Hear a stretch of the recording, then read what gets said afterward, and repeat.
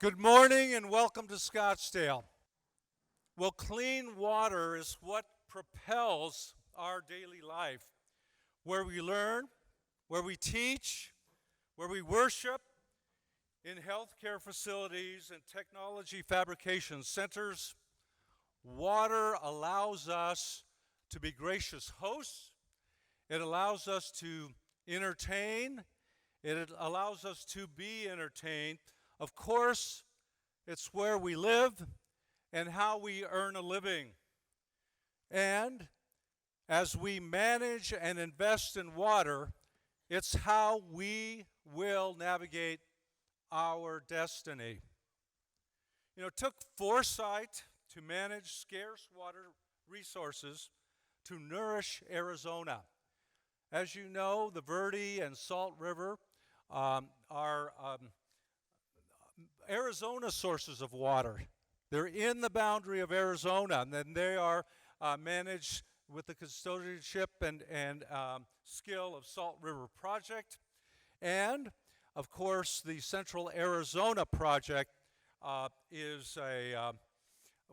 manages the entire Colorado Basin. I don't know how distracting that is, but we could turn that off. It really doesn't matter right now. It's very important, though, that you know that it took a lot of work to put this together, and you'll see our sponsors as well that made this possible.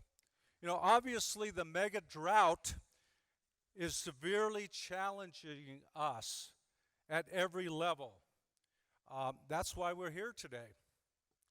The ability to deliver water and power is, of course, in the upstream precipitation.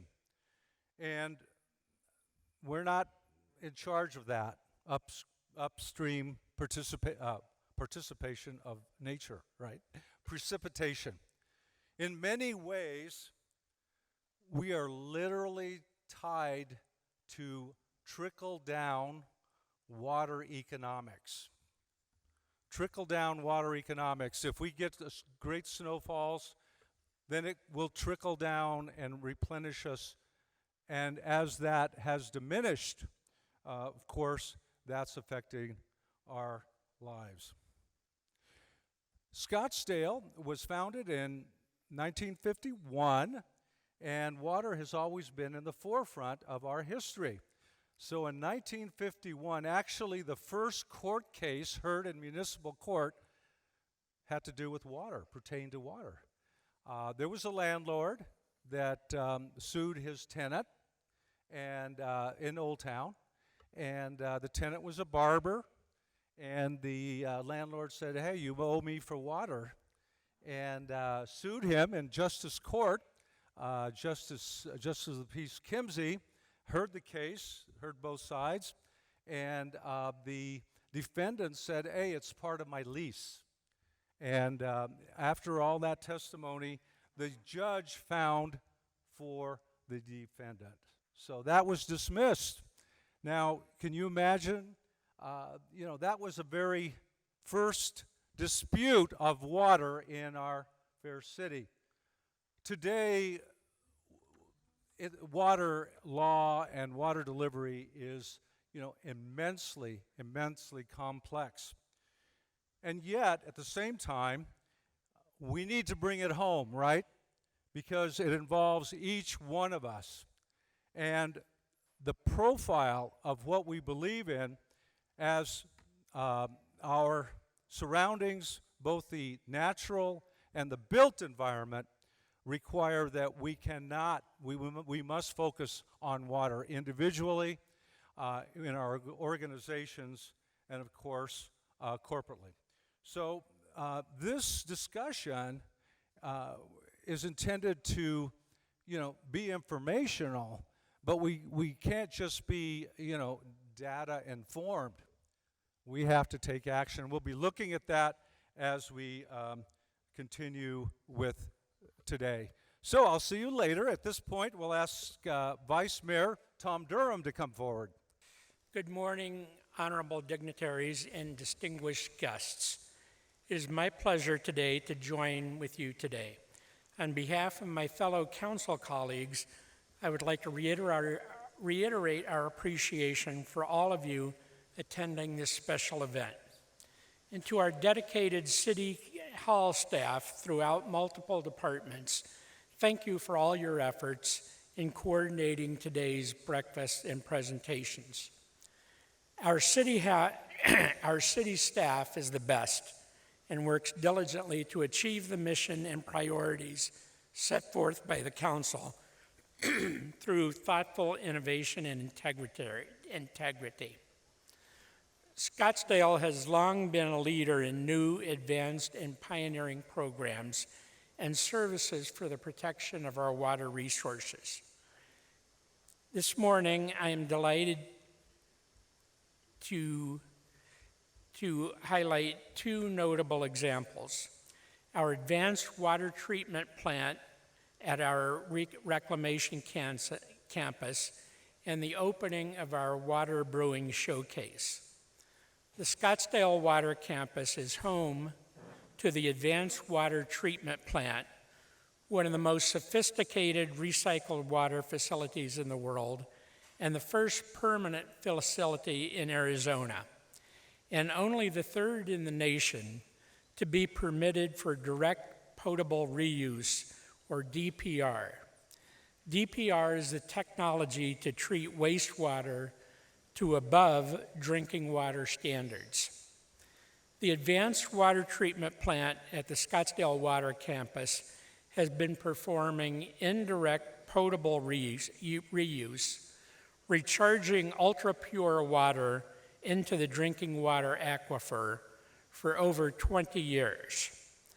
Scottsdale recharges into the aquifer over 1.7 billion, with a B, gallons of purified recycled water annually to be used in times of prolonged drought. Scottsdale has recharged over 70 billion gallons into regional aquifers since 1988. In 2019, Scottsdale Water received a permit for direct potable reuse. The AWTP treats up to 20 million gallons of water a day to a water quality standard that exceeds that of bottled water. And Scottsdale Water is proud to announce that it's partnering with 9 local breweries on November 4th and 5th at this year's Canal Convergence to bring residents the One Water Brewing Showcase. The beer at this year's event will be made with Scottsdale's DP water treated at our reclamation campus to show the efficacy of this water source and our commitment to educating on the importance of water sustainability and conservation. These are just a couple of the examples of the innovative projects and programs brought to our residents by the City of Scottsdale. These projects and programs would not be possible if it were not for the collaborative efforts between the city and various partners at the regional, state, and federal levels. Providing potable water to our residents and ensuring adequate water supply is a top priority for the council and city staff. The city partnerships and collaborative efforts will be discussed in detail during the upcoming panel discussion. One of the key staff members that plays an integral role in these partnerships in overseeing our water programs and ensuring sufficient supply is Gretchen Baumgardner, Scottsdale's water policy manager. Gretchen manages Scottsdale's water resources portfolio, serves as the advisor to city leadership on regional, state, and local water issues, as well as legislative issues that may improve our community.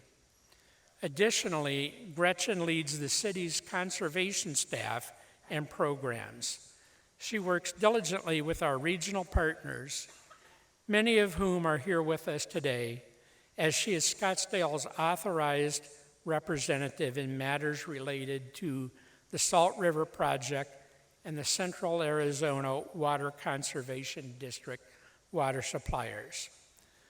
Gretchen holds a Bachelor of Science in Agricultural and Biosystems Engineering from the University of Arizona and a Master of Science in Water Resource Engineering from Arizona State University.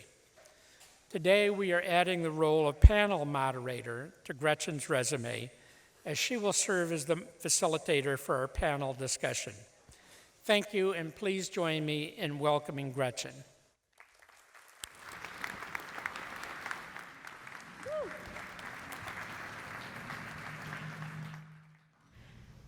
Thank you, Councilmember Durham, for introducing me. I'm going to orate just a little bit before I introduce the panel discussions. As Vice Mayor Durham mentioned, I did go to ASU and I got my degree in engineering, but one of the classes I took was water law in the law college at ASU. And every time the law professor started class, he said, "Water in the news." And it was to reiterate, and someone had to come up with an article they read in the news about water. And it was to talk about how water very intrinsically affects our life. And so when we go into talking about case law and litigation and how law shapes our water, it also shapes who we are and our community. So it was a really great conversation when we talk about physical and wet water. And so I want to raise your hand if you've opened a newspaper or turned on your phone and you see water in the news. How often have you seen water in the news? Right? There's some critical things happening right now in the water world, and we're all here to talk about that. I'm going to have a great conversation about that. So I'm going to let the panelists introduce themselves, say who they are, who they work for, and a little bit about their background. We have a little bit of a different today. We added a panelist, and we had to kind of slot one in. Thank you, Ron, for last minute coming in and representing SRP. So if each one of the panelists, we have a mic right here. Well, thank you all for allowing me to join you today. I'm a little bit underdressed because Gretchen called me while I was driving my daughter to work or to school today. So though I generally travel with a sport coat to be prepared for these types of things, today I didn't have that in my car. So my name is Ron Clawwater, and I'm a senior principal in the water supply department at SRP. I oversee our long-term water supply planning projects, so really looking to the future, understanding what climate change impacts mean to SRP's system, what type of infrastructure modifications or operational modifications we may want to make sure that our system stands to be resilient over the next century as we deal with the impacts of climate change. In terms of my history, I'm an economist by training. Like Gretchen, I call the University of Arizona my alma mater, though I have multiple degrees. I won't talk about the other places. And I've been with SRP in total about 7 years. I left for a couple years and worked as a senior policy advisor to the Commissioner of the Bureau of Reclamation, where I worked on a number of west-wide water issues, including Colorado River issues. I mainly, at that time, didn't work on Arizona issues, but focused a lot on long-range planning with the Bureau of Reclamation, which is very relevant for SRP because our system is owned by the Bureau of Reclamation and SRP is the non-federal operator. So with that, I'll pass it to Warren. Thank you. It is good to be with all of you this morning. Appreciate the opportunity to visit with you about water. My name is Warren Tenney. I'm the Executive Director for the Arizona Municipal Water Users Association, or Amwa. And you're probably wondering, well, what's Amwa? Well, Amwa has been in existence since 1969. And it was based on the foresight of municipal leaders of joining together here in this valley to work on water policy and water resource issues, because there was a recognition that water doesn't flow according to political jurisdiction.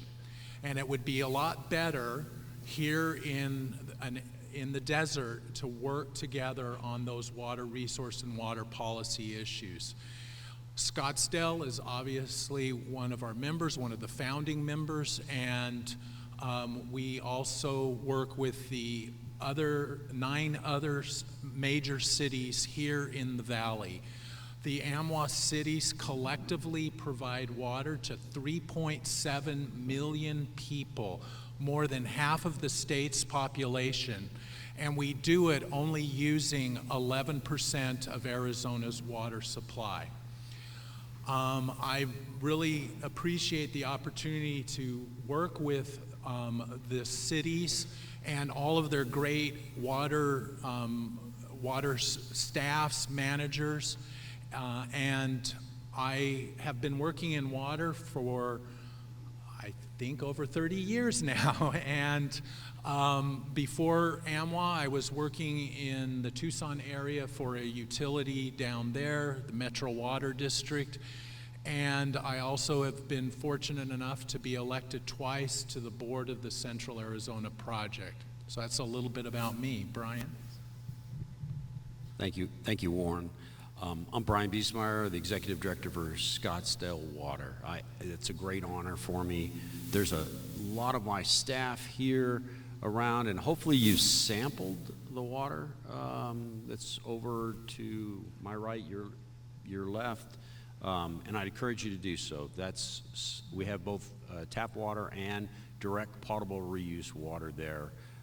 As Vice Mayor Durham noted, we are only the third utility in the country to have a permit to deliver direct potable reuse water to folks. We don't do that in your system right now, but if you tour our facility or if you take our samples, or you can also sample our beer brewed with our product at Canal Convergence, and I'd encourage you to do so. That's the second time we've done that, and this is a great way to enjoy our water. But again, as I mentioned, so I've been in the water business almost 30 years as well. I started out as a soldier, but I was born and raised in southern Arizona, and didn't realize it at the time, but I was my dad's favorite worker. We had a well and a septic system, and I was his favorite worker, and I started that at probably about 10 years old, and have been working water and wastewater ever since. So it's a great honor to be here, and it's a great honor to lead the folks at Scottsdale Water, because there's a lot of great people, as you can see from Gretchen, that work Scottsdale Water and work water issues every day. Good morning. My name is Kenneth C Scholz. I work for the Central Arizona Project, and I'm delighted to be here as well. I manage a small group within the Central Arizona Project that deals with long-range planning and policy analysis, focused within the CAP service area. That's the three central counties, Maricopa, Pima, and Pinal. We look at issues in terms of shortage on the Colorado River, how that affects our subcontractors and contractors, including Scottsdale and all of the cities that Warren's group represents, as well as Indian tribes and agricultural districts. And we do forecasting in terms of what the supplies and the demands might be. It's very challenging and interesting work, as you might imagine, and there's unprecedented amounts of uncertainty and challenges right before us. I too have been working in water actually just over 30 years, about the same, and started in southern Arizona. I started as a researcher at the University of Arizona's Water Resources Research Center. I was there for about half a dozen years. And then I worked for the Arizona Department of Water Resources in the Tucson area. I was the Tucson area director before I left. I was there about 8 years, and now I've been at CAP. I'm the manager of resource planning and analysis. So I'm delighted to be here. Thank you. Excellent, thank you. So we're gonna jump into our first question. A lot of times when you hear things in the news and people talk about it, we talk about how it kind of seems like we're just starting, where that's not true at all. We have a very long, rich history of water policy and regulations and governance. The Colorado River Compact was in 1922, which means it's 100 years old. And I think I said this at council on Tuesday night. That means it's 100 years of conversations and sometimes arbitration, and policies and agreements and settlements. And the 1980 Groundwater Management Act here in Arizona is 40 years old. So we do have that rich history of managing our water resources. However, we do have to springboard into the future and grow from that, bring more innovation onto it. So I want to ask each one of the panelists, as we move into the next horizon of water policy and water management, what do we see that we could be looking at to couple onto our rich history of policy and management? So indeed, as Gretchen just mentioned, two sort of foundational agreements, the 1922 Colorado River Compact and the 1980 Groundwater Management Act. Those are a long time, but there has been a tremendous amount that's happened since. Those foundations have been fairly sturdy. I would say particularly the 1980 Groundwater Management Act. We have built on that foundation, underground storage, assured water supply, many of the things that have been important for sustaining the water supplies here. The things that are most prominent in the news at the moment tie to the Colorado River Basin as a whole and some of the shortage implications. And there we have also many, many agreements through time, laws, rules, norms. We call that collectively the law of the river. And we have been adaptable to that, but it is under stress. And the stresses are twofold, and I'll just point to them to the future. One, in the lower basin, Arizona, Nevada, and California, along with the Republic of Mexico, need to share the supply that we have. And there are different ideas about how that should be shared and how much, in particular, Arizona needs to take. And then between the lower basin and the upper basin, so the other 4 states in the Colorado River Basin, New Mexico, Utah, Colorado, and Wyoming, how to share between those. And those negotiations are the central focus for the moving forward. There have to be new rules in place, and it's a widely known fact that the Colorado River is overallocated and facing diminishing supplies. How that rolls all the way down to the individual states, and then to CAP, and then to individual utilities and the region is the challenge before all of us here and a larger group of folks that work on these issues. And it's about how to equitably share and manage smaller supplies than we have had in the past. Thank you.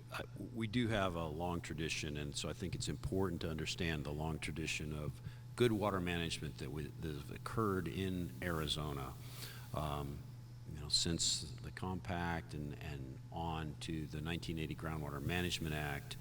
So there's a lot of tradition to build on, but we do need to go forward and build on that because we're reaching times that are basically unprecedented. But I'm confident that we have the willpower, we have folks that are smart enough to figure some of these things out as we go forward. We need to, I guess I would say we need to build on what we've done. So like the 1980 Groundwater Management Act put in management plans that occur every 10 and the most recent one after 5 years. And those have been dynamic plans that have helped us better manage our groundwater and our water overall within the Phoenix area and within the Tucson area and overall in Arizona. And so I think we need to build on that and continue to work on together with partners to work on those solutions and build on those plans and that rich tradition of water management here in Arizona. So I would agree that Arizona has a very strong, been very proactive in its water management. And there's been a lot of efforts, both as a state as well as through SRP and CAP. Having those resources in place have really strengthened us. And then the local level, so much effort has gone in to really do wise management of the water resources. The 1980 Groundwater Management Act was put in place for exactly this day of when things would start getting tough and there would start being stresses on our water supplies, particularly as we're seeing right now with the Colorado River. We know we're going to have less Colorado River water in the future. And so that's why it's so important to have these water management and water regulations in place. One of the key ones that we have that came out of the Groundwater Management Act is the Assured Water Supply Program. Arizona requires that in the AMA, in the Phoenix and Tucson AMAs, that the cities, when they have a new development, they need to be able to show that they have a 100-year assured water supply determination. And this has been so critical to our economic development, as well as providing consumer protection to home buyers, as well as to assure industries to come in.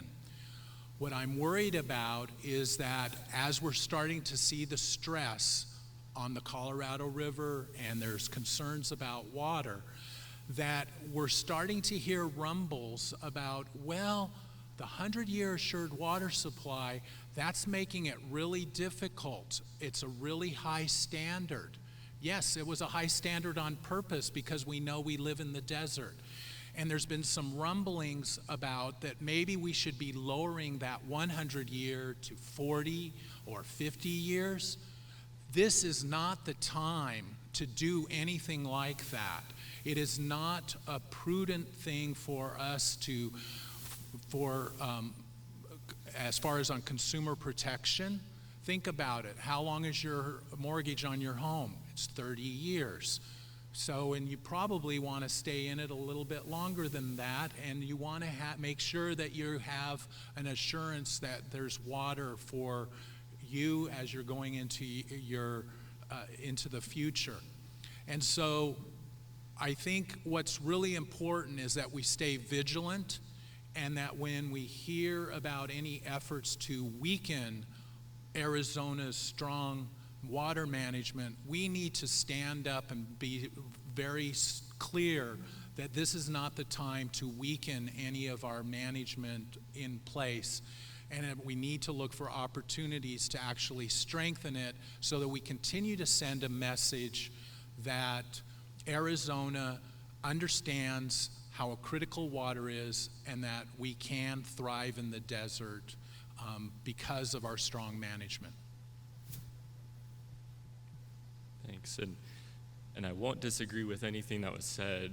When I like to test my stand-up material on my wife because she doesn't work in water, right? And so she's a nurse, so if I can keep her attention, I feel like I'm doing the right thing, prepping for things like this. And when she asks why I'm frequently stressed at work, but it's not about the reliability of the water supplies of Central Arizona. It's because we have over a century of federal and state legal infrastructure, the authorization of the SRP, the Salt River Federal Reclamation Project in 1902, which authorized construction of Roosevelt Dam and subsequently many more dams that were built on the Salt and Verde rivers that provide reliable water to the Phoenix metropolitan area, including this part of Scottsdale we're sitting in. The 1922 Colorado River Compact, as well as, when we talk about the compact being 100 years old, it was progressively grown over time, adding additional supplemental documents and authorizations over time. And today, if you look at the legal documents associated with that, it's about that thick of a book. If you drop it on this table, it might fall down. In 1980, the Groundwater Management Act was added and elaborated over time, and so we have all the legal infrastructure in place, and what we've done over time is added to it to tweak to make sure we're on the right trajectory, and I think we still are. On the physical infrastructure side, Arizona and the federal government has been investing since 1902, 1903, and beyond. We now have 7 dams and reservoirs on the Salt River project. On the CAP, there's an additional storage reservoir and the canal infrastructure to bring that Colorado River water to central Arizona. And Scottsdale has repeatedly invested in their water supplies, both on the CAP and on the SRP side. So as we're looking to the future and we're partnering with Scottsdale and many of the other cities, including all of Warren's member cities, including Central Arizona Project, to look at the next batch of infrastructure improvements that we need to maintain our resiliency here in Central Arizona, It's about building on the legal infrastructure that we have, just like Warren said, not making it easier, but making sure that we remain resilient in our legal construct, but looking on the infrastructure side at things like modifying Bartlett Dam, increasing the storage capacity there to be able to better capture the water supplies. Right now we spill on the Verde River about half of the year, so there's water going downstream that we can't put to use. That's something that we want to improve on. We're working with Scottsdale and many other Valley partners on revising our operational rules at Roosevelt Dam to reduce the amount of water we spill while still maintaining safety of dams and flood control. And so really, as we're moving to the future, it's about incremental improvement on really more than a century of successful water management. And what I'll leave on this one is we're using the same amount of water in Arizona today as we were in 1950. And if you were here in 1950, or if you look at the population, the economy over that time, we've seen exponential growth. And the way we've done that is by becoming more efficient in water use, becoming more efficient in our water system operations, and really by looking at where the best use for water is in the state to make sure that we're able to maximize our economic opportunities and support our communities. So just continuing to build on that resiliency over time is not throwing away the books, even if they're huge, but looking at how we can really incrementally change so we can have that sturdy foundation that we've had in Arizona for more than a century. Awesome. Well, I'm actually glad that I'm gonna jump the next question to you, because I think it's really important. When we get asked questions like the snowfall up in the White Mountains is great, or the snowfall up in the Rockies are great, and then we talk about the drought, what most people don't recognize is the Salt and the Verde system and the Colorado system are managed in very drastically different ways, and the governance structured around them and the demand on them are rather different. So as we walk through the future and we continue to talk about drought, there's a conversation around new normal and Warren mentioned that we have to, in the future, live without less Colorado River water. We have to really understand what our potential new normal could be, not look to the past, but look to the future. And so I asked each one of the panelists, how do we look to the future when it comes to the uncertainty of the new normal, and how do we plan for this new normal? And I think it's really great that SRP's here, because the new normal is slightly different on the SRP, on the Salt and Verde system than it is on the Colorado system. And how do we plan conjunctively for both of those? Yeah, so great question. And SRP's been working for close to a decade now with the Bureau of Reclamation, with that state university in Tempe, trying to understand the climate change impacts on the Salt and Verde watershed specifically. Something that's really critical to the state of Arizona's supplies, especially central Arizona's, is that the Salt and Verde River watersheds are completely contained within the state of Arizona. And that's really critical because I don't have trouble letting Ken and the CAP team take the lead on negotiations with other states, because it's very complicated and you have to come to agreement in a very complex set of rules that include international treaties, federal requirements, and state requirements. We're very lucky in Arizona to have the Salt and Verde River watersheds because we're really focused on state requirements, state laws. And so as we're looking at climate change impacts on the Salt and Verde River watersheds, it's not so much how much water we expect, but it's the timing of when that water happens. So as we look out for the next 100 years, what we expect is the watersheds will be hotter and drier. But in terms of stream flow, we're really only expecting to see about a 2.5% decline in the availability of water. What really comes into play is the timing of that water is likely to happen in shorter bursts. So more flood events, more drought events. And so the critical piece, or the tool that we use to manage that variability, is the same tool we've used for the last century, which is the dams on the Salt and Verde River. And so what we're able to do is capture the runoff of the Salt and Verde Rivers really within a few days to months is when all of the water comes into the system.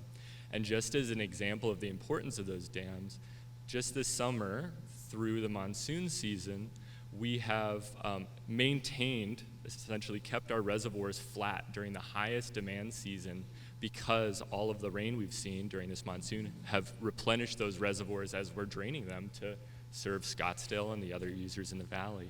So as we are looking to the future, what we know is maintaining and improving that infrastructure is going to be really important, because we need to be able to capture those big flood events when they happen, hold that water, and meter it out slowly as we need to take deliveries throughout years. Currently, our system has 3 years of storage capacity in it, and when you include flood control space, that almost doubles. And so we're looking at how do we use that existing infrastructure that locally communities like Scottsdale have invested in, that reclamation, or that the Bureau of Reclamation on the federal side has invested in, that SRP has invested in, to make sure that we can maintain that reliability as we go forward. Well, it's a good question, and I think water managers have recognized for some time now that the present and the future isn't going to be determined by the past. You know, for a long time we had the luxury of, well, this happened in the past, and so we can count on that in the future.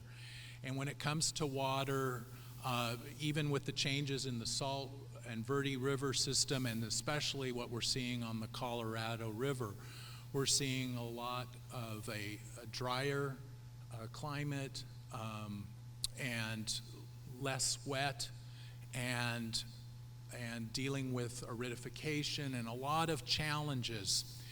And so as we work at the local level, I think one of the most important things to remember is that we must continue to plan and invest in water resources and in water infrastructure. That is what has made us successful to this date, and so we need to continue to invest and plan and manage well those resources. Scottsdale is one working on direct potable reuse, and I'm sure Brian will talk more on that, but I just want to emphasize that's a really important way that we continue to stretch our water resources and make sure we maximize those. And that's really important, to look for opportunities like that. We worked with the Amwa cities worked with Valley Partnership to get legislation through this year to make sure that Arizona Department of Environmental Quality has the finances and the push to complete the regulations that would oversee direct potable reuse, so that cities like Scottsdale and others can take full advantage of that technology and of maximizing the resources. We also worked very closely to make sure that the new Water Infrastructure Financing Authority, which the state has invested over $1.4 billion into, is something that it will actually work for the cities, and we're really glad that that there is funding there that can be utilized for conservation, for water reuse, and other augmentation opportunities. I think it's really important for all of you to encourage your elected officials that you want to continue to see planning and managing and investment in water.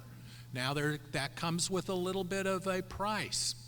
That means that there's needs for increases of rates and times to be able to make sure that we're able to do all that we need to do to continue to meet the water demand.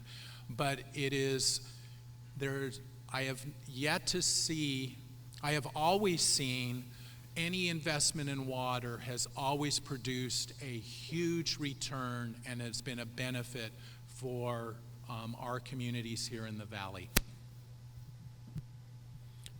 Thank you, Warren. And Gretchen, we're going to talk about how hard the questions you are asking up here is afterwards. They're great questions. Obviously, we're at the end. Literally at the end of the canals. We are the ones in Scottsdale Water to provide water to you. It's a great privilege and also a huge commitment to do so. And as we enter these changing times, we have to recognize water is just not as prevalent, and we're going to have to deal with less water as we move forward. We've set up some good baselines to build on. Thanks to our council, we've made some very good strategic investments, and not just this council, but previous councils in the investments in our recycled water. We lead the country in recycled water, and Warren was right. I'm going to talk a little bit about recycled water because we do it so well here in Scottsdale. And with our advanced water treatment facility, we have that direct potable reuse. And right now it's only a demonstration project, but it will, in the coming years with the changes in the regulations, become a source of water. And I think that's just the reality of it as we deal with situations where we have less water. But I would again encourage you to look over there and look at the water quality if you have any concerns about it. It's a great process and one we are going to leverage, but we are also going to leverage other things as well. We're trying to use technology to help you, our customers, understand their water consumption patterns better so that you can help and participate. And small amounts of conservation, and I think there's another question later, I'll try not to get ahead of myself there, make a difference. But also we've invested in some aquifer storage and recovery wells. We have 4 of those. So in years that we have more supply than we use, we put that water in the ground. We treat it, and then we put it in the ground. And then in years where there's less water, as was mentioned, and it's just going to be that way, we're going to pull that water out and be able to use it. But we'll continue to manage that to the benefit of this community and move forward with that. And so with those ideas and with our customers understanding the dynamics of the situation that we live in the desert, and conserving water is good for everyone. It's good for us, and it's good for the future. Because when we put that water in the ground, we're saving that for next generations and their use there. So the emphasis is on us to manage that water and manage that water well, and to adapt to the situations as we see them. Thank you. And I'm actually going to echo the themes of the combination of how we manage supplies, which is infrastructure and regulation and management of the supplies. So my answer to the question about the new normal is change and uncertainty. There's not a single point. It's going to be changing. There's lots of work. We stay abreast of the modeling, of climate change modeling. We run models in terms of the Colorado River Basin and look at how that impacts CAP supplies and individual customers. And there's strong agreement, even some of the models at a global scale that show potentially more precipitation in the Colorado River, that the offsetting impacts of increasing temperatures are likely to mean less runoff. Runoff is inflows into the reservoirs. So at a basin scale, we actually start with a really strong position. The 2 large reservoirs on the Colorado River system, Lake Powell and Lake Mead, are enormous. They were built to even in the historic time, to acknowledge that the Colorado River system is flashy. Sometimes lots of runoff, sometimes not. We start with a good place in the infrastructure. And of course, I work for an organization that has a beautiful, large piece of infrastructure that's able to take Colorado River water all the way from the main stem into central and southern Arizona. That gives us a good starting point, and definitely the kind of things that Brian and Warren and Ron have been talking about as it comes more to the end user are critically important. Then it's about the management, and again, echoing, regardless of the scale, whether you're talking about the Colorado River Basin as a whole, which has lots of different parties, or even local scale, an individual utility, or a regional provider like SRP, it's about how to combine infrastructure with management and recognizing that we are going to face uncertainty. So that means building some redundancy. So some of the things that were just talked about in terms of wells that you can pump even if the surface water supply has been reduced, definitely important. Things like conservation just has to be a baseline part of what is done. Again, same scales, local and your own home or all the way to the Colorado River Basin, conservation is a key. And in that context, because agriculture is the largest, by far the largest user in the Colorado River Basin, much of the discussion is focused on how to improve agricultural efficiency, how we can enter into agreements. And so even if you're just thinking about managing the water in your own yard, in your own house, it's many of the same issues. Making sure there's not leaks in your irrigation system is very similar to the kind of work that's done at the basin scale. And making those investments is a common theme. So change is a huge thing. The level of certainty that we may have thought we had in the past, maybe we were kidding ourselves, but high levels of uncertainty, we have to manage for those extremes and be prepared for a wide range of outcomes. All the stuff that we've been talking about will help with that. Excellent. So last question before we go into an audience Q&A, and we're going to switch gears a little bit. It should be obvious that as we jump for the future, infrastructure investment is going to be necessary. So let's talk about how conservation is coupled with the solution as we walk into the future. Most people don't understand that from the Groundwater Management Act, 40 years, we have first of all, we're statutorily required to have a conservation program. Now, Scottsdale goes above and beyond, as that's our thing. So we have an incredible, robust conservation program. But the conversation is there more to do? Councilmember Janik asked me a wonderful question on Tuesday night, and how do we have a conversation with a customer when they ask, why should I conserve? Is it going to go to someone else? And it's one of those things that we have hard questions with customers when it comes to conservation, because there's a lot of misunderstanding. We're saving that water for our future, for next year, 5 years, for our children. But then also, how do folks save themselves? People sometimes have a hard time looking at themselves in the mirror. We do surveys, and they say, we think you should message more. And then we ask them, well, do you think you could do more? Nope, I'm good. It's my neighbor we need to worry about. So we have to build programs around that conversation to slowly turn folks to see what they can do, and efficiency is the name of the game right now, and into the future. So I asked the panelists is, how do we build conservation programs for the future, and is there a limitation to conservation? So as a wholesale water provider, we're not directly involved with the end use things, and I'll let Brian and Warren and others talk more about that. We are doing efforts cooperatively in the Colorado River Basin, as I mentioned, to do improved irrigation efficiency. That means there's more supplies and more reliable supplies that can come all the way through the CAP Canal and get to Scottsdale and all of our other users. I guess just in my former role as in the Arizona Department of Water Resources, I want to emphasize something. I think it's been said a couple of different ways, but sometimes in Arizona, we come up kind of low on rankings and national things about one metric or another, but we manage water excellently. We are at the top of our game. We sometimes don't get as much credit as we should. I won't mention our neighboring states, but sometimes they're a little bit better with the public relations. But you should feel confident that there are consistent efforts to manage, including conservation. Gretchen just mentioned it. It's a baseline things that we're doing.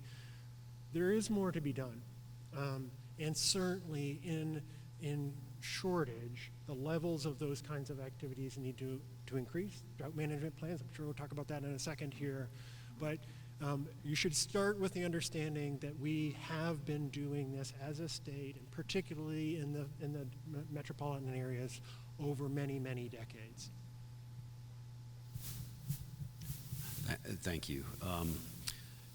Yeah, conservation, as I'm talking to my conservation manager here, is an important factor of what we do. Is it the end game?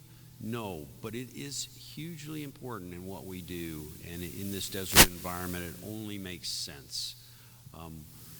It's appropriate, and I can say here, so we measure that since 2006. So in Scottsdale, since 2006, we've been putting more water in the ground than we take out of the ground. It's called safe yield.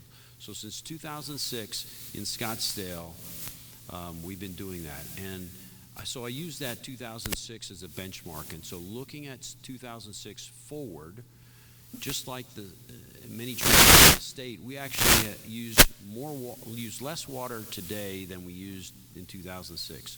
And there's been a slight trend down in our actual water consumption since that time frame because of conservation, even though the city is much larger since 2006 today. So yes, conservation works. Do we need to increase that? Yes, we do, and you'll see more efforts to do so. And a lot of that's just getting the word out and having people accept that new norm. We have a great program called our Citizens Water Academy, and where we have folks come and see us for 5 Wednesday nights, and we do this twice a year. We took a 3-year break during the recent pandemic, but we have a number of folks. Can I see the hands of folks in this room that were at the Water Academy? All right, see? Thank you. And so we spend a lot of time educating our folks, and they become our ambassadors out there. They get a chance to see all the things that we do on a first-hand basis. And I think that's some of what needs to be done is to let people know what we actually do. But conservation is a huge effort, and you're going to see more as we talk to council in the coming months as things have to happen. We just passed an ordinance that now, thank you again to council, that will not allow HOAs to will allow individuals who live in HOAs to not have to overseed and put a winter lawn in because their HOA says so. We've had folks approach us and say, hey, I don't want to overseed, I want to save water, but my HOA mandates that. Well, thanks to council, we passed an ordinance that no longer happens. So if you don't want to put your winter lawn in, we'd encourage you not to. We actually have some public service announcements that says brown is good. You'll see more and more of that, and I just encourage folks to pick up that ethos about saving water. It makes a huge difference. Currently, so we're in a tiered cut to our Colorado River allocation. It's a tier 2A. So that's around and I'm getting in some details, it's around 3,000 acre feet of water cut to our allocation. If we save 5%, we've got a 5% savings campaign out there for our residents. That's more than that 3,000 acre foot cut that we've received. I can also tell you, sounding very loud here. We actually recharge more of that water than 3,000 acre feet every year. So to give you an idea of how much water we actually put in the ground, it's considerably more. It's into the area of 12,000 or more acre feet every year of recharge water for the future. But again, talking about conservation, it works. We appreciate the partnership of the folks up here, and you'll continue to see that. So as Ken noted, Arizona doesn't always get the recognition that we would like to get.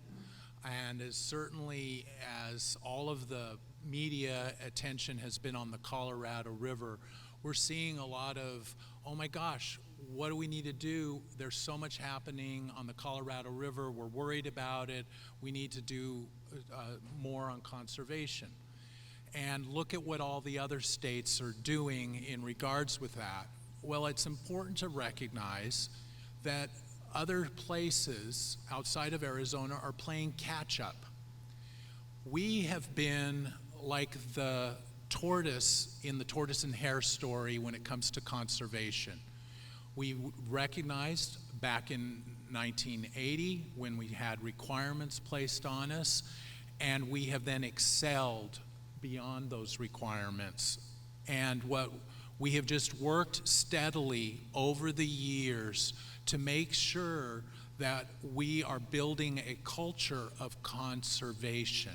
It's really important that we encourage folks to understand that using water wisely is part of what what you just do to be able to be fortunate enough to live in this valley, to live here in Scottsdale or anywhere else in this valley. It's just what you do. And so, of course, we want to continue to work on our conservation programs and are doing that.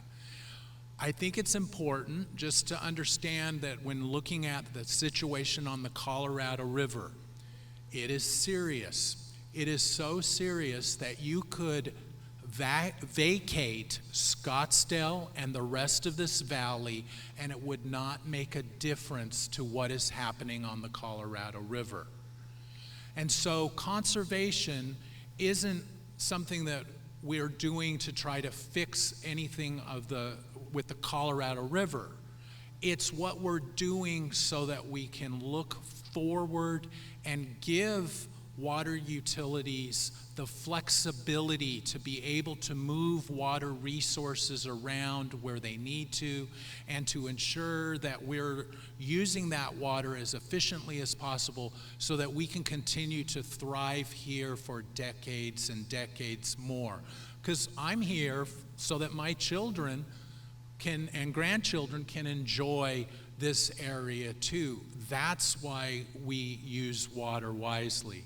And just real quick, if I can add, conservation, it's something that we all can do. It's certainly not just homeowners' responsibilities. It's something that we're encouraging with industries and businesses that are here, as well as with agriculture and with mining industry. Everyone in Arizona needs to do that. And yet conservation is not, it requires a lot of time and labor of city staff. It's not so much, Scottsdale has a great conservation program. We just need to get more people to take advantage of what already exists and what is already being offered by Scottsdale, as well as all the other communities here in the valley. So I like Warren's tortoise and the hare analogy. I wasn't very good at English, but that's very much, Warren said it's an analogy. Thank you, Warren.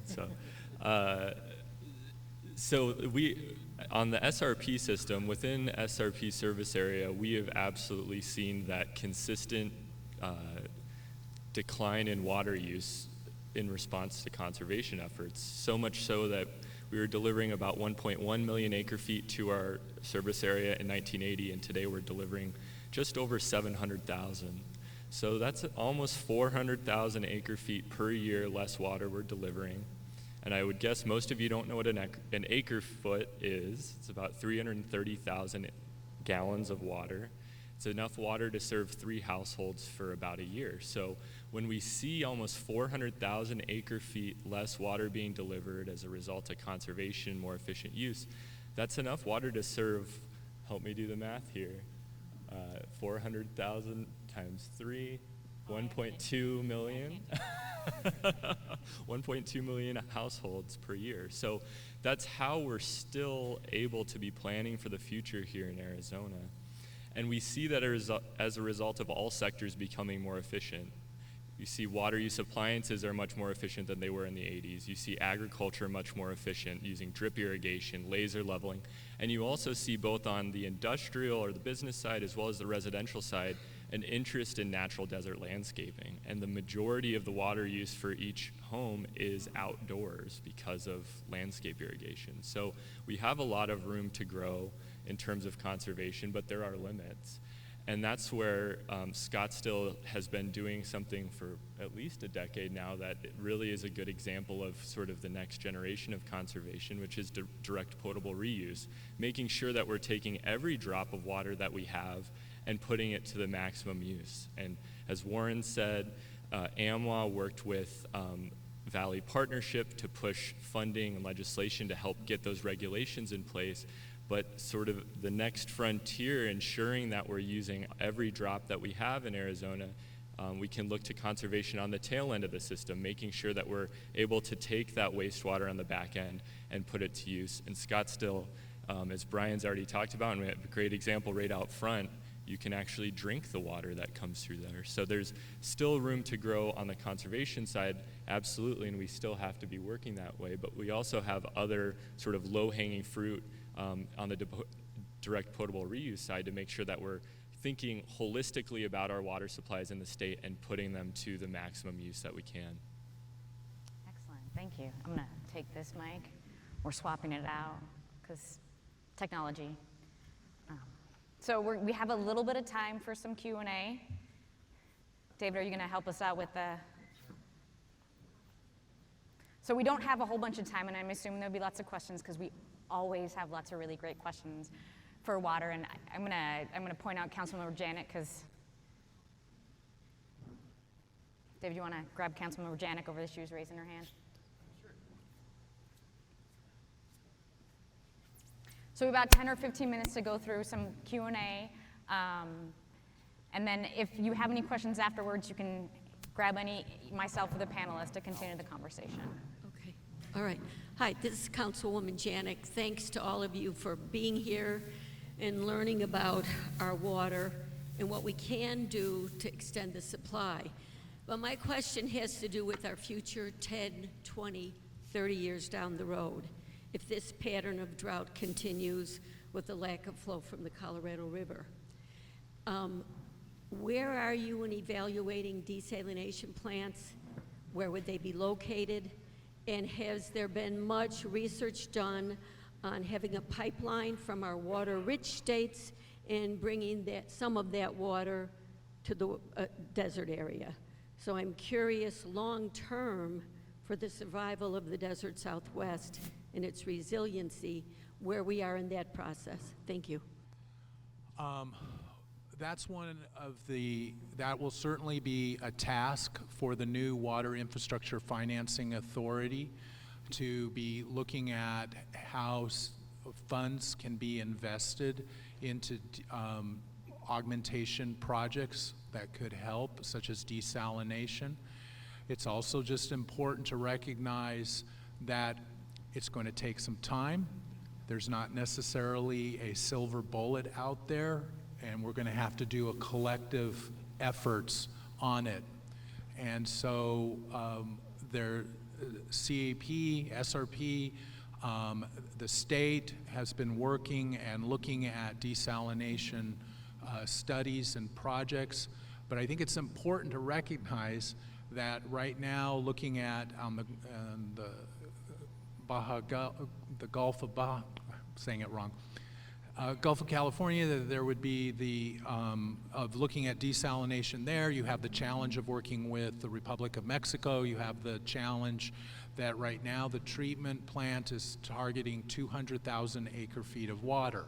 Well, we're going to be having most likely a lot less Colorado River water than 200,000. So how do you use that to help backfill those cities that have been utilizing Colorado River water, as well as looking at new growth that's coming? So it's something that is being looked at and worked on, and recognizing that it's important to start now, but I think it's also just important to recognize it's going to be a collective effort of projects. So just to add a little bit more to Warren's comments, which were spot on. So there's a working group that is evaluating, a binational working group looking at ocean desalination with the Republic of Mexico. There's some opportunities in California, but it's been very difficult to get ocean desal projects permitted and off the ground in California. There is now one at its scale. And certainly there's been many studies for decades actually about, I'll put them in sort of broad categories of other longer term augmentation projects. People do talk about pipelines from the Missouri up into the Colorado River system. The last point that Warren made about the scale of the reductions that we might face in the Colorado compared to some of these projects, there's no question that ocean desal, I'd say particularly with Mexico in an exchange, so the water supply would go to physically delivered into Mexico, and portion of the Colorado River supply that wasn't, could be made and diverted by CAP or others. Those are projects that will be viable over the longer term, and they will provide an important additional supply, but they're a niche, partly because of cost, partly because of scale and timing. A nearer-term opportunity that CAP, the state of Arizona, and others are partnering with currently in California, in Los Angeles County, there's a substantial amount, several 100,000 acre-feet of effluent, wastewater discharged to the ocean. And the Metropolitan Water District of Southern California and others are evaluating a project in which they would do, frankly, what we've been doing for decades and that Scottsdale's on the leading edge of putting that supply to use. That could then be a partial exchange supply. So Southern Colorado, California would take less Colorado River water, and we could take some of that in exchange. So there are many efforts, long-term efforts about this broad category of augmentation, but our nearer-term issues are going to be more about managing within the supply we have and having some of the local supplies, groundwater, Salt River Project water, effluent, put to more extensive use. There's not one simple solution, and anything involving infrastructure takes tremendous amounts of time, political compromise, effort, regulatory approvals, those kinds of things. So there are definitely efforts going on, but many of those are on the longer term. Excellent. Thank you. We can take one more. We need to. We're just about running out of time. Thank you, panel. I'm better informed today, but I would like to find out, bringing it down to a residential conservation, what do I observe and how does it affect what we're talking about when I observe the water that is allowed to flush into the front yards that used to be orchards? Could you comment on that as a residential question? I'm going to let Ron answer that one because I think that's So flood irrigation? flood irrigation. So I think the question was about, was it a? Flood irrigation is when we see a household that has almost kind of a mini lake in their front yard. They have berms up on the side, and it obviously looks like a decent amount of water. How do we comment about efficiency when we see someone having the ability to flood irrigate? Yeah, so that's a great question. So if you aren't familiar with flood irrigation, where you see it for the most part in central Arizona and the Phoenix metro area is in SRP's service area. And there are some other water districts that have similar setups. Just the foundational piece is that's a historic water right. I think she mentioned previously orchards, today homes. And so part of the efficiency gains I talked about within SRP system is that conversion from agricultural to urban uses. Today on SRP system, flood irrigation or urban irrigation as we refer to it is about 10% of our water use. And that's something that is actually a right of the homeowner. So if you have a property with flood irrigation, that means you have a right to water from the Salt or Verde River. And so SRP provides that water to those lands as their right. It doesn't mean they have to use it, and SRP is not forcing anyone to use it, right? We're delivering on their shareholder rights within our system.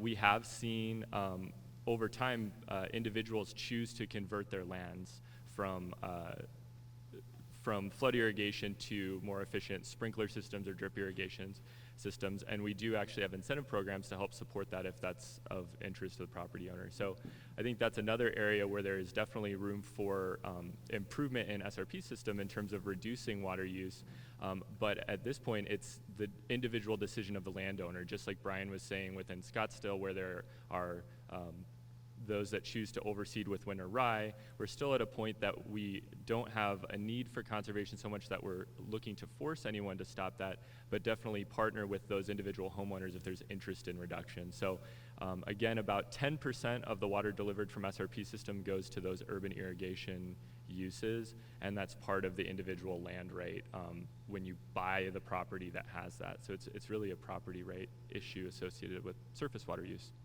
Thank you, Ron. And I know we're kind of running out of time, and I'll let the mayor come back up, but I just wanted to thank the panelists so much for your time and answering these great questions and having this great conversation. Should any of you want to have a further conversation or questions, Brian and I will be here to have a conversation about Scottsdale Water and how we manage those conservation programs and how we manage our water resources. So we're here and available to you. And I just want to thank you. Could we have a round of applause for our panelists?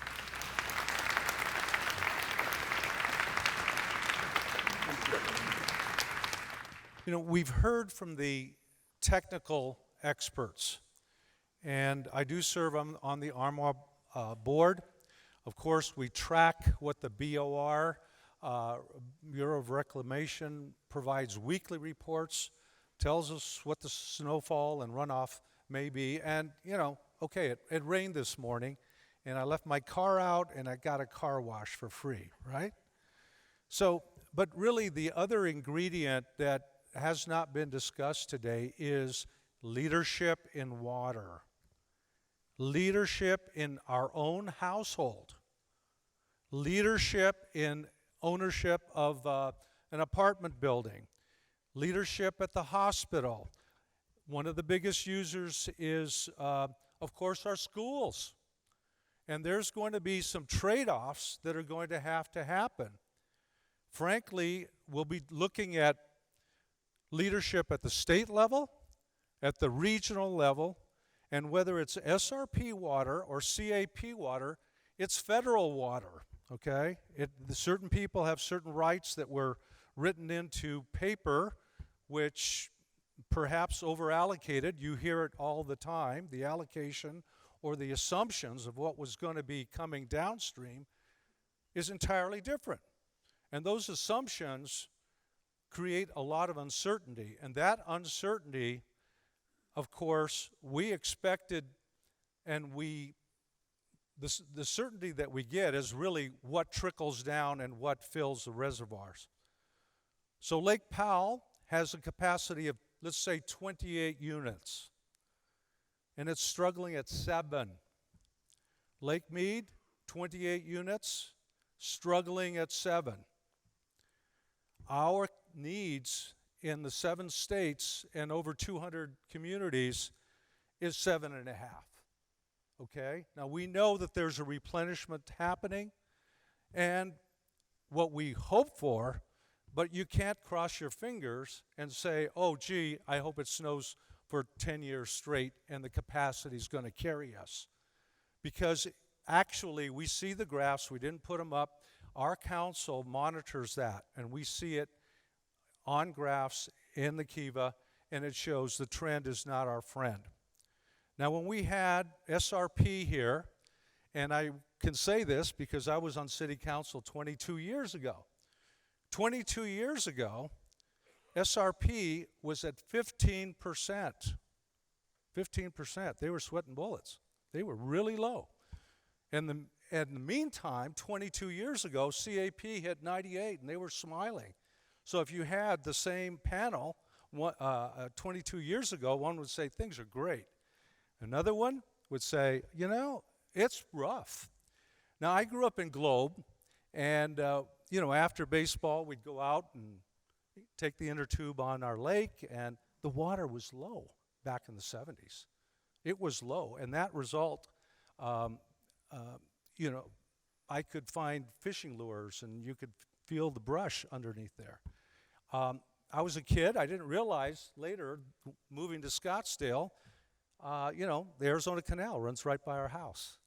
And that water coming from Roosevelt Lake really replenished and created the growth that we have in the valley.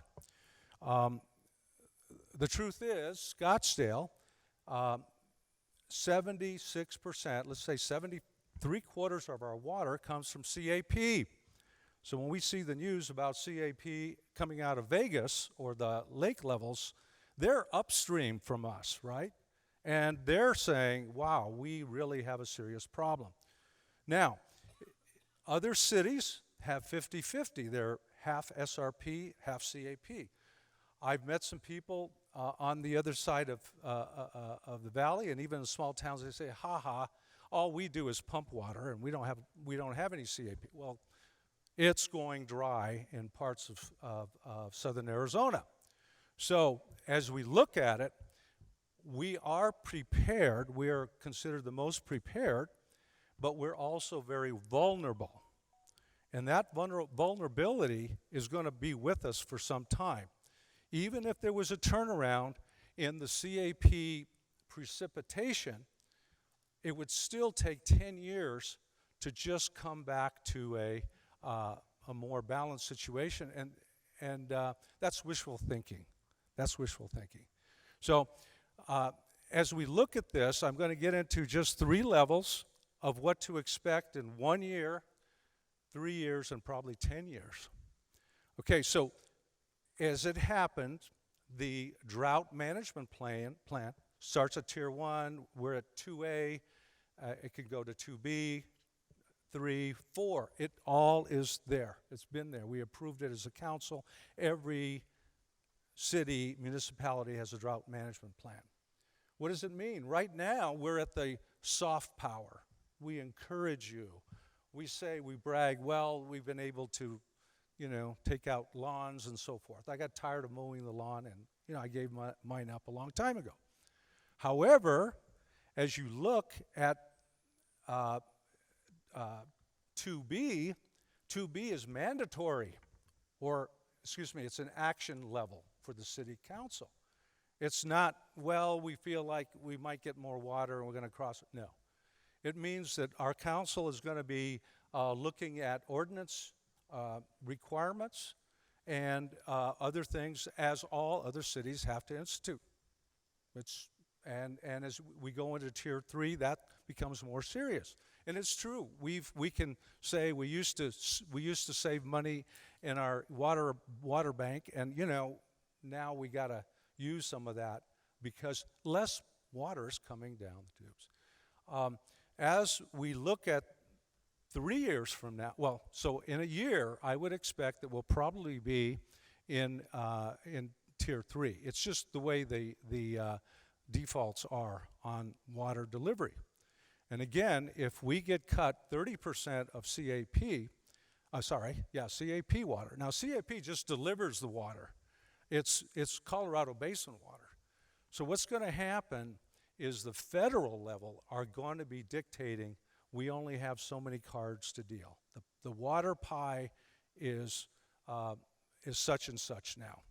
Now, I know SRP said the same thing. We used to deliver, 1.3 million acre feet. Now we only deliver 700,000, and there's more people. Well, that's true, but what if it's lean and they only have 700? We don't know whether their rainfall will hold up. So we are vulnerable. That means that we have to have leadership at the state level and at the local level. The next step or question is, what will the allocation be from the federal government? And they're going to be controlling the destiny of 7 states and over 200 cities. That's out of our hands. They're going to say, yeah, you had a allocation of X, and nobody's mentioned our native peoples. They have allocation as well, and the farmers. You have an allocation. Okay, well, that's nice, but your allowance is now going to be this, Allocation, paper, whatever. So right now, all the cities are saying, I want my allocation. I'm putting in for my allocation. Well, January 1st, somebody's going to say, we're going to be dialing that back. And that's the raw water that we have. So ideally, what are we talking about? We're talking about, if possible, buy the water once, manage it well, deliver it, recover the water. We have the technology. Why more cities don't do that is incumbent on everybody. When I talked to Senator Kelly about it, he said, I get it. I understand. I mean, he lived on a spaceship for a year, right? And there is federal money for that infrastructure. So if we look at the state level next and what what is good with the leadership provided. A year ago, $200 million for the WIFA, the Water Infrastructure Authority.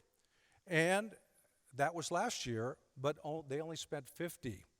And sometime part of it was just to pay somebody not to grow. That doesn't create infrastructure. So what happened is there's $150 million from last year's budget, and then the governor, and through that discussion, they increased it to $1 billion, thank you. But who cares if you have $1 billion in the bank and you don't put it to use? We're falling behind. So this is why I've suggested, and they said with that billion, 700,000 can go for some pie in the sky desalination 15 years from now.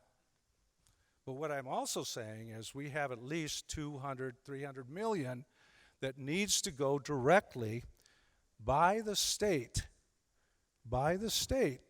to contract with the best, Bechtel and Hewitt and all the infrastructure contractors to go in and see what's missing, where it could be augmented, and so forth. Why? Right now, they have to put in a grant.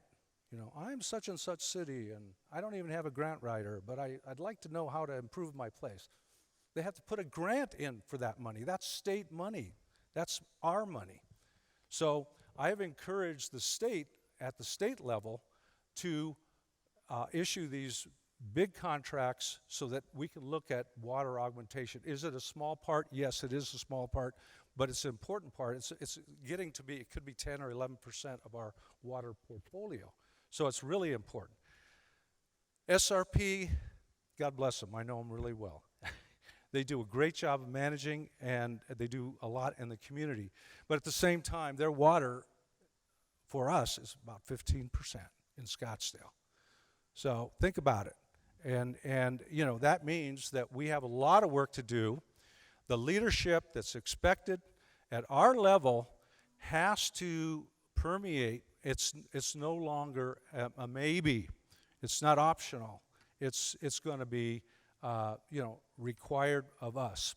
I know it got really quiet. It was a little hard to follow at first. This will continue to be a key issue. Right now, we're drilling wells just to be able to, well, if we had to, take water out of our system. We can put it in slowly, but we may not be able to take it out fast enough when we need it. Think about that. So all of these issues are really teachable. With 260 people here and all the effort that it took for us to get together, the other question I knew it was going to come is that, regarding growth, regarding how well new loads on the system would be coming into play. And we are pushing more for major projects to bring their own water. And that happened with the Desert Mountain Group 22 years ago when Ned O'Hearn and Tom Silverman and I were on council.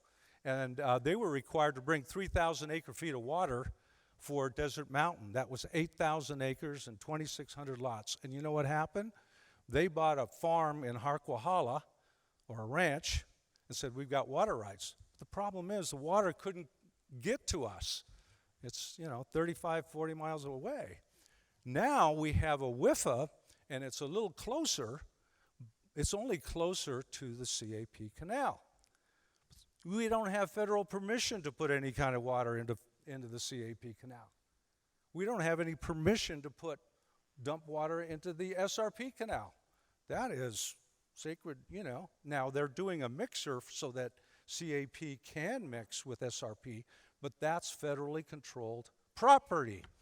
So here we are, 22 years later, unable to get those 3,000 acre feet that was given to us through the Desert Mountain. They are relying on CAP water, which was another part of the clause. All of these things get really complex. It means that we should move forward. We have to have our own water sustainability plan, and that's my ask for everyone today as we move forward.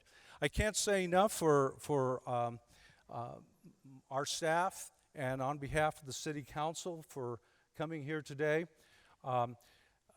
Also, you'll find a special thanks to Scottsdale Community College. You're our partner, you're our main sponsor, as well as the others that were here. Let's get to work. Let's get to work with water. And thank you to the panelists. Let's have a great week.